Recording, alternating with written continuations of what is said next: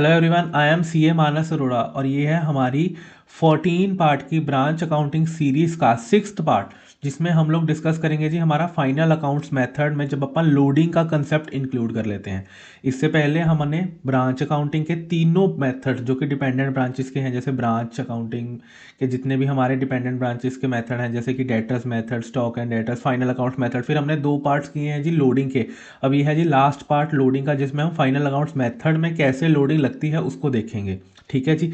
मैं इसमें पूरी अपनी इस सीरीज़ का प्लेलिस्ट का लिंक इसकी डिस्क्रिप्शन में डाल दूंगा, आप वहां से जाके इसको चेकआउट जरूर कर सकते हैं। ठीक है जी। अभी आज हम करेंगे जी हमारा फाइनल अकाउंट्स मेथड में जब अपन लोडिंग के कंसेप्ट को डाल देते हैं। ठीक है।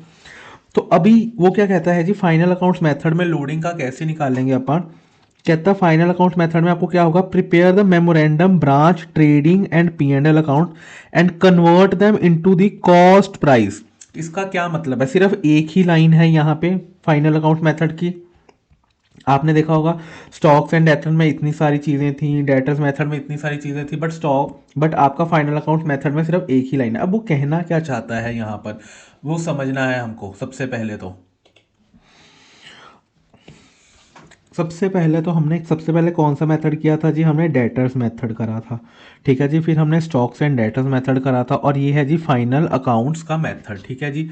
अब हमने लोडिंग के कंसेप्ट में अपन ने क्या पढ़ा था जी, लोडिंग के कंसेप्ट में क्या होता है कि जो कॉस्ट पे, लेट से मेरी कॉस्ट 100 है, ठीक है, हेड ऑफिस की कॉस्ट एक प्रोडक्ट को बनाने की 100 है, बट वो ब्रांच को कितने पे बेचेगा गुड्स, ब्रांच को वो बेचेगा जी कॉस्ट प्लस कुछ परसेंटेज पे, अपनी प्रॉफिट परसेंटेज पे। लेट से 100 का उसका कॉस्ट है, 20% ऊपर वो 120 का बेच रहा है ब्रांच को, और ब्रांच भी आगे इसको 120 का ही सेल करेगी। तो इन तीनों मेथड्स में हेड ऑफिस क्या करता था, हेड ऑफिस इन तीनों में इस 20 रुपए की अकाउंटिंग करता है कि भाई इसको अपन कैसे अलग से दिखा के अपना नेट प्रॉफिट निकाल लें।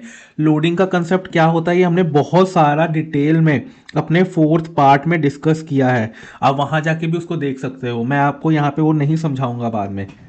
तो हमने इस मेथड में, डेटर्स मेथड में क्या किया था, हमने यहाँ पर गुड सेंट टू ब्रांच यहाँ लिखते थे अपा, और इसकी लोडिंग अपा यहाँ पर उतार देते होते थे। ठीक है जी। यहाँ हम इसकी लोडिंग निकाल देते थे।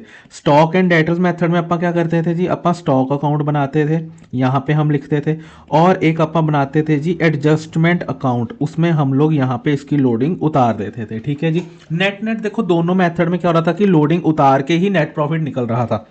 ठीक है। यहाँ पे स्टॉक मेथड में अपन फुल लोडेड प्राइस लिखते थे, फिर लोडिंग एडजस्टेड अकाउंट में निकाल देते थे। अब फाइनल अकाउंट्स मेथड में क्या हो रहा है, जो कि सबसे ज्यादा सिंपल मेथड है। फाइनल अकाउंट्स मेथड में बनता क्या है, फाइनल अकाउंट्स मेथड में बनता है जी trading and P and L account साथ में बनता है। ठीक है जी। अब यहाँ पर क्या होगा, यहाँ पर जो लोडेड गुड्स होगा ना, आप उसकी लोडिंग कहाँ उतारोगे, आप साथ ही में उतार दोगे। जैसे कि गुड्स सेंट टू ब्रांच 120। ठीक है जी। जैसे हम ये वाला एग्जांपल ही कंटिन्यू करते हैं कि कॉस्ट 100 है, 20% उस पर लोडिंग लगी हुई है और टोटल 120 आ रहा है। ठीक है जी। तो हमारा गुड्स सेंट टू ब्रांच कितना हो गया, 120। और यहां पे आप लोग क्या करोगे, माइनस लोडिंग। आप यहां पर सीधा आप सीधा बाहर 100 ही लिख दोगे। आपको कोई नया अकाउंट बनाने की जरूरत नहीं है, आपको लोडिंग यहां कहीं लिखने की जरूरत नहीं है, कुछ करने की जरूरत नहीं है। आपको सिंपली यहां पे 20 की लोडिंग माइनस कर देनी है। ठीक है जी। अब मैं आपको तीनों मेथड में एक बार बता देता हूं कि कैसे डिफरेंट आएगा, stocks and debtors and final accounts method. ठीक है जी। डेटर्स मेथड में आपका अकाउंट बनता है जी ब्रांच अकाउंट्स, आप लोग यहाँ लिखोगे 120 और यहाँ पे आप लोडिंग उतार दोगे। ठीक है जी। यहाँ आप स्टॉक अकाउंट में लिखोगे ब्रांच स्टॉक अकाउंट में 120, और यहाँ पे आप ब्रांच एडजस्टमेंट अकाउंट में 20। ठीक है जी। अब फाइनल अकाउंट मेथड में क्या होगा, आपका बनेगा जी trading and P and L account, आप लोग अंदर ही 120 लिखोगे, 20 यहाँ माइनस कर दोगे, और आप बाहर सिर्फ और सिर्फ 100 ही लेके आओगे। ये तीनों मेथड से आपकी लोडिंग के यहाँ पे निकल के आ जाते हैं जी। ठीक है जी। अब अपन सीधा करते हैं जी इसका क्वेश्चन। क्वेश्चन में अपन क्या करेंगे, फाइनल अकाउंट्स मेथड में हमने देख लिया है, जब भी लोडिंग होगी तो अपन लोडिंग को वहीं पे ही सेट ऑफ कर देंगे, और जो फाइनल अमाउंट बाहर लिखेंगे वो ऐसे लिखेंगे कि लोडिंग लगी ही नहीं थी कभी। ठीक है जी। अब अपन करते हैं जी हमारा क्वेश्चन जो हमको बुक्स में दिया हुआ है, क्वेश्चन नंबर, मेरी बुक में क्वेश्चन नंबर 17 है जी। कौन सा क्वेश्चन है जी, मैसर्स रामचंद्र एंड कंपनी, ठीक है जी। वो क्या कहता है, कहता है Messrs Ramchandra and company Hyderabad की कंपनी है जी। ठीक है, इसकी ब्रांच कहाँ पे है जी, दिल्ली में इसकी क्या है जी, ब्रांच है जी। तो Delhi branch deals not only in the goods from the head office but also buy some ancillary goods and deals with them. कहता जो दिल्ली में ब्रांच है ना, कहता वो सिर्फ और सिर्फ उन गुड्स में डील नहीं करती जो उसको हैदराबाद से मिलते हैं, वो कुछ और गुड्स भी बाय करती है और उनमें भी डील करती है। हमने कहा बहुत अच्छी बात है। They do not prepare how ever, कहता है ये सब होने के बावजूद भी वो कोई भी अपना P&L नहीं प्रिपेयर करती, बट सारी हेड ऑफिस के ही बुक्स प्रिपेयर होती हैं वहाँ पे। कुछ एडवाइस भेज देता है वो हेड ऑफिस में कि भाई कुछ एक रिटर्न, हर क्वार्टरली एक रिटर्न भेज देता है हेड ऑफिस को कि भाई ऐसे हो रहा है वैसे हो रहा है, बस। और कुछ नहीं हो रहा। मतलब कहने का मतलब क्या है इस लाइन का, कि ये एक डिपेंडेंट ब्रांच है। मोटा मोटी कहने का क्या मतलब है कि ये एक डिपेंडेंट ब्रांच है। अगर वो कह रहा है कि वो हेड ऑफिस बुक्स नहीं मेंटेन कर रहा, तो इसका मतलब ये है कि ये एक डिपेंडेंट ब्रांच की बात यहाँ पे वो कर रहा है। ठीक है जी, एक मिनट इसकी कुछ सेटिंग।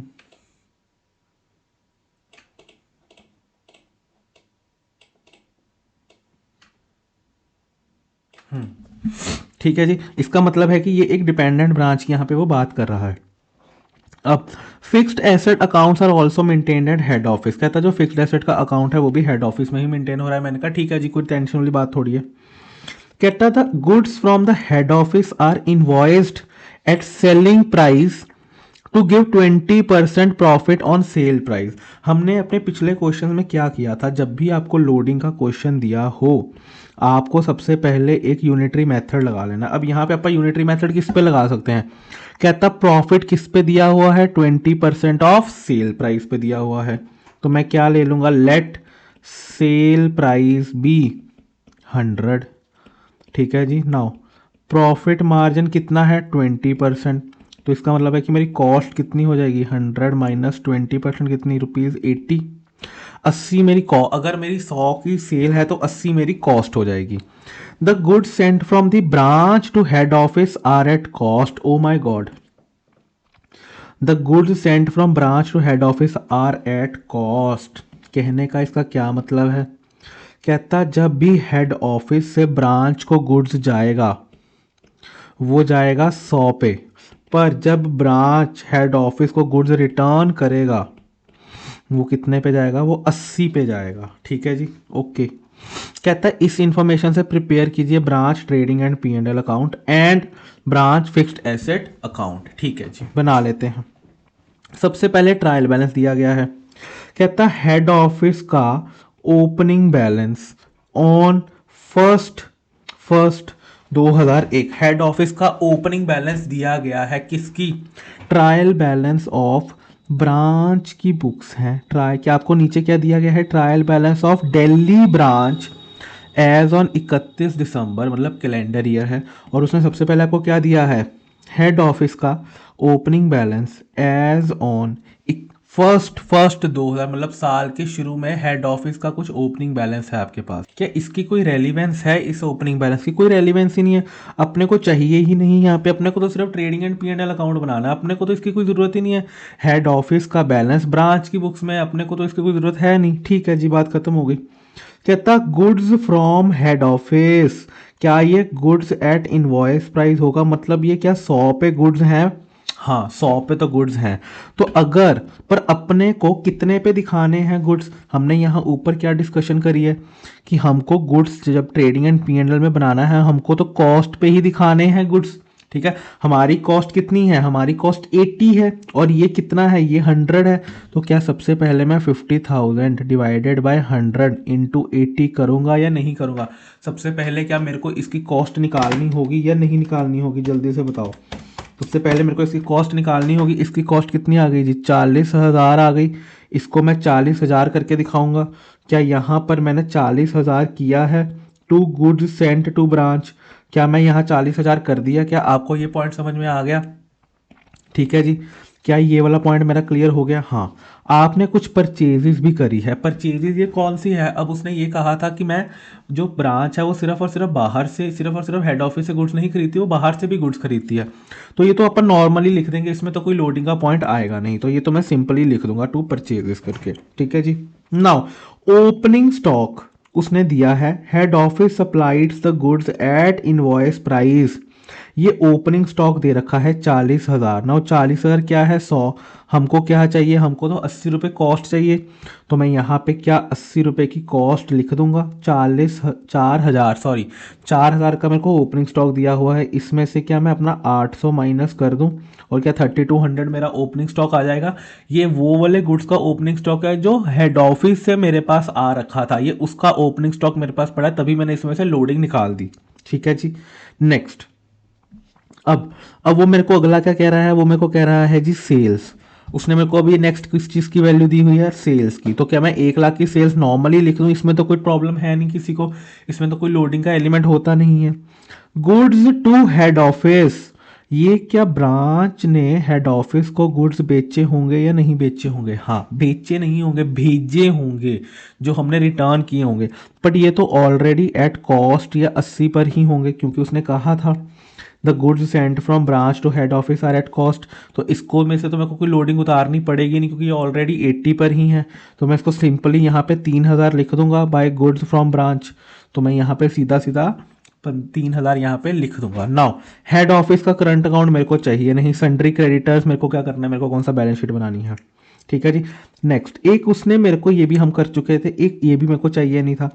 ये हेड ऑफिस का ऑफिस एक्सपेंडिचर उसने मेरे को 2,000 दे रखा है। ये आपका कहाँ आएगा, ये आपका आएगा जी P&L में। क्या ये यहाँ पे मैं ऑफिस एक्सपेंसेस P&L में से माइनस कर दूँ, लिख दूँ वहाँ पे, बिल्कुल।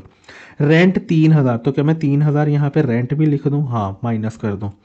Opening stock of other goods, ये कौन सा है गुड्स जो मेरी परचेजेज है, जो मैं मार्केट से दूसरा सामान खरीद रहा हूँ, ये वो 500 है। क्या मैं यहाँ पे 500 ये वाला माइनस कर दूँ, ये आ गया मेरा 500 ओपनिंग स्टॉक।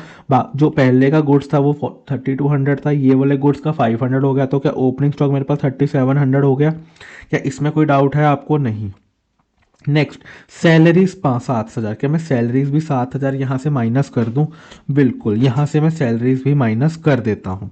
अब कहता था ब्रांच बैलेंसेस एज ऑन 1 जनवरी, कहता फर्नीचर का ये तुम्हारे पास ओपनिंग बैलेंस दे रखा है, ये तुम्हारा फिक्स्ड एसेट है जिसका अकाउंट भी मेंटेन हो रहा है। ठीक है जी। और उसने आपको फिक्स्ड एसेट का अकाउंट बनाने के लिए भी कहा है, तो आप फिक्स्ड एसेट का अकाउंट भी बना लेंगे। ये मेरे पास ओपनिंग स्टॉक है 5,000 का, मैं 5,000 का यहाँ ओपनिंग स्टॉक भी लिख दूँ एसेट्स का। क्या मैं ओपनिंग बैलेंस लिख दूँ अपना एसेट्स का 5,000, बिल्कुल। नेक्स्ट, सन्ड्री डेटर्स का उन्होंने मेरे को ओपनिंग बैलेंस दे रखा है। मेरे को सन्ड्री डेटर्स का ओपनिंग बैलेंस क्या करना है, मेरे को तो चाहिए ही नहीं। कैश का ओपनिंग बैलेंस दे रखा है, मेरे को चाहिए नहीं। क्रेडिटर्स का ओपनिंग बैलेंस देखा है, मेरे को चाहिए नहीं, क्योंकि मैं कौन सा बैलेंस शीट बना रहा हूँ। कहता था closing stock at the branch of the head office goods at invoice price है 3,000। कहता जो क्लोजिंग स्टॉक है ना, उसमें जो हेड ऑफिस के गुड्स का पड़ा है उसका पड़ा है जी 3,000। पर ये जो 3,000 है ये इनवॉइस प्राइस पे है। क्या मैं इसको कॉस्ट प्राइस पे लिखूंगा, ये 100 था तो मेरा कॉस्ट प्राइस कितना हो गया जी 2,400। और जो बाकी के गुड्स थे वो था जी 1,000। तो मोटा मोटी 3,400 मेरा क्या हो गया, मेरा क्लोजिंग स्टॉक हो गया। क्या ये मेरा क्लोजिंग स्टॉक आ गया यहाँ पे, क्या किसी को कोई डाउट है, नहीं। अब यहाँ पे मेरा ट्रेडिंग अकाउंट प्रिपेयर हो जाता है और ये सब कैलकुलेशन करके मेरा ग्रॉस प्रॉफिट कितना आ जाता है जी 42,700, जिसको मैं यहाँ पे भी कैरी फॉरवर्ड आगे कर लूँगा। ठीक है जी। नाउ कहता है लास्ट में उसने कहा depreciation is to be provided at 10% of the branch assets. आपके पास ब्रांच एसेट सिर्फ यही था एक 5,000 वाला, अब आप इस पे 10% की अपनी डेप्रिसिएशन लगा दोगे। तो आप यहाँ पे अपनी 10% की अपनी डेप्रिसिएशन लगा दोगे, और जब आप यहाँ डेप्रिसिएशन लगाओगे तो क्या ये वाली डेप्रिसिएशन आपके P&L में नहीं आएगी, तो क्या आप इसको P&L में नहीं लिखोगे, जी बिल्कुल लिखेंगे। ठीक है जी। 5,000 का आपका ओपनिंग स्टॉक था, ओपनिंग बैलेंस था फर्नीचर का एसेट्स का, 500 आपकी डेप्रिसिएशन लग गई, तो आपका क्लोजिंग बैलेंस कितना आ गया 4,500, उसी को आपने आगे फॉरवर्ड कर लिया। और यहाँ पर आपके P&L के भी सारे एलिमेंट्स कवर हो जाते हैं। इन सब का बैलेंस निकाल के आपका 30,200 आपका नेट प्रॉफिट आ जाता है जी। यहाँ पर आपका ये क्वेश्चन खत्म हो जाता है। अगर ये वाला क्वेश्चन आपको पेपर में आ जाए तो आपके 6 नंबर की चांदी हो जाती है जी, आपके 6 नंबर पक्के हो जाते हैं, क्योंकि आपने देखा कि इस क्वेश्चन में कुछ था ही नहीं।